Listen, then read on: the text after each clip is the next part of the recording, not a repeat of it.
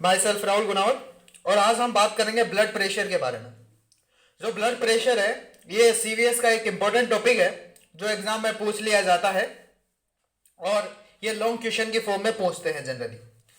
तो इस वीडियो के अंदर मैं ब्लड प्रेशर के सबसे पहले डेफिनेशन बताऊंगा कि ब्लड प्रेशर की डेफिनेशन क्या होती है, फिर इसके जो कंपोनेंट है ब्लड प्रेशर के वो बताऊंगा, और फिर उसके बाद में जो फैक्टर है जो रेगुलेट करते हैं ब्लड प्रेशर को वो सारी चीजें अपन देखेंगे। तो सबसे पहले ब्लड प्रेशर को स्टार्ट करने से पहले अपन सबसे पहले बात करना चाहेंगे कि इसकी डेफिनेशन क्या होती है। तो इसकी जो डेफिनेशन है वो डेफिनेशन ये है, blood pressure is a lateral pressure exerted by a column of a blood on the walls of a blood vessels through which it flow। यहाँ पे इस लाइन को ध्यान से देखिएगा और ध्यान से समझिएगा। अगर ब्लड प्रेशर की इस डेफिनेशन के अंदर आपने जो मैंने हाईलाइट कर रखा है लेटरल प्रेशर, ये एक इंपॉर्टेंट लाइन है।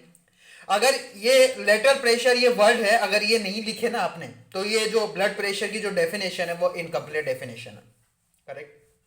तो अब ये डेफिनेशन तो अपन ने देख ली कि डेफिनेशन ये है। अब जानते हैं कि इसका मतलब क्या है। लाइन का मतलब ये है कि वह लेटरल प्रेशर जो हमारे ब्लड वेसल्स पर एग्जर्ट किया जा रहा है। मैंने क्या कहा कि एक ऐसा लेटरल प्रेशर जो हमारे ब्लड वेसल्स पर एग्जर्ट हो रहा है, उस ब्लड के द्वारा जो उससे फ्लो हो रहा है उसको बोलते हैं अपन ब्लड प्रेशर।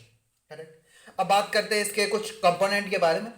4 तरह के कंपोनेंट है, systolic blood pressure, diastolic blood pressure, pulse pressure और मीन आर्टरियल प्रेशर। नाम से पता चल रहा है, सिस्टोल मतलब कॉन्ट्रैक्शन होना, डायस्टोल मतलब रिलैक्सेशन होना। मतलब यहाँ पे मतलब ड्यूरिंग सिस्टोल मतलब जब कॉन्ट्रैक्शन होता है हमारा हार्ट, उस समय जो मैक्सिमम प्रेशर एक्सर्ट होता है उसको बोला जाता है सिस्टोलिक ब्लड प्रेशर। और जाहिर सी बात है, दिमाग लगाने वाली भी चीज है यार, कि जब कॉन्ट्रैक्शन होता है तो कॉन्ट्रैक्शन के समय ब्लड प्रेशर बढ़ता है और डायस्टोल के समय जब रिलैक्सेशन होता है उस समय ब्लड प्रेशर कम होता है।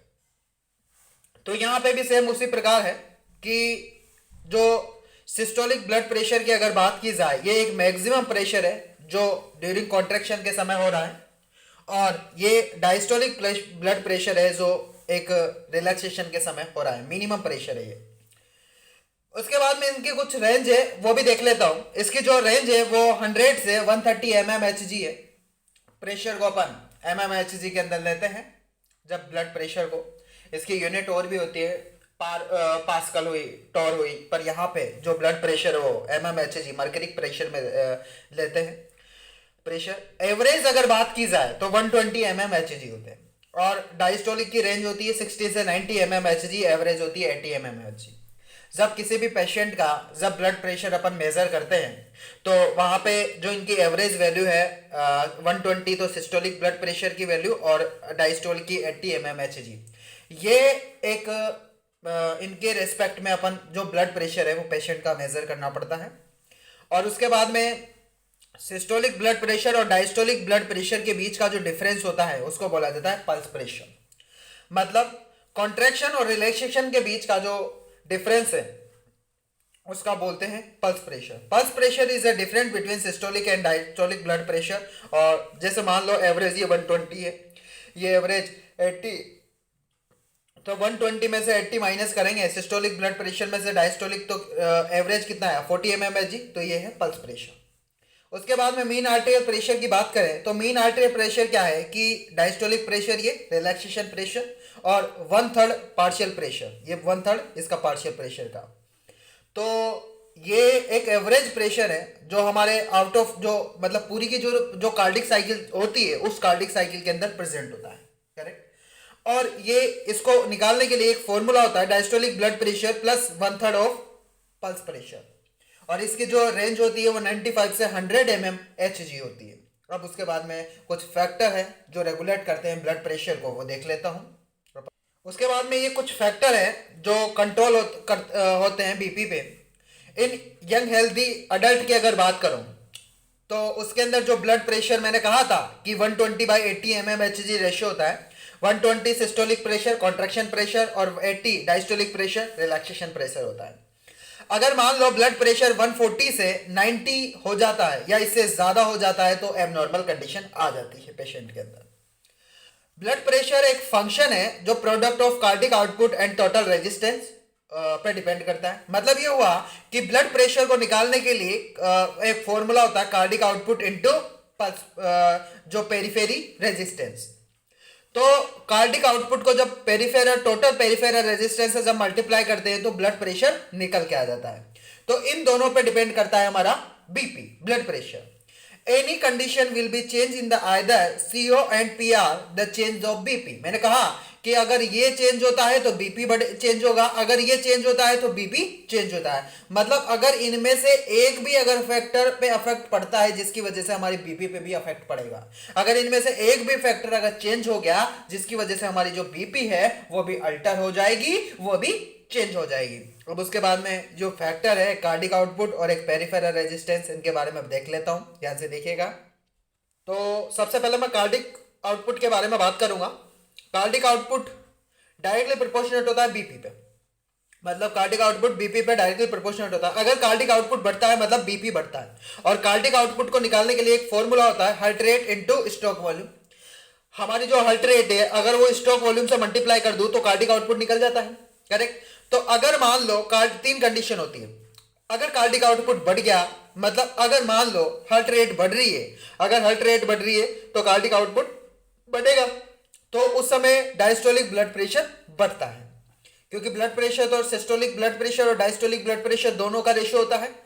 तो अगर मान लो अगर देखो मैंने कहा कि अगर हार्ट रेट बढ़ रही है तो कार्डिक आउटपुट बढ़ रहा है, बट अगर स्ट्रोक वॉल्यूम बढ़ेगी तब भी कार्डिक आउटपुट बढ़ेगा, क्योंकि दोनों के डायरेक्टली प्रोपोर्शनल हो रहा है, दोनों ही केस में बढ़ेगा। बट यहां पे फर्क है, अगर यहां पे हार्ट रेट बढ़ती है कार्डिक आउटपुट बढ़ता है तब तो डायस्टोलिक ब्लड प्रेशर बढ़ेगा।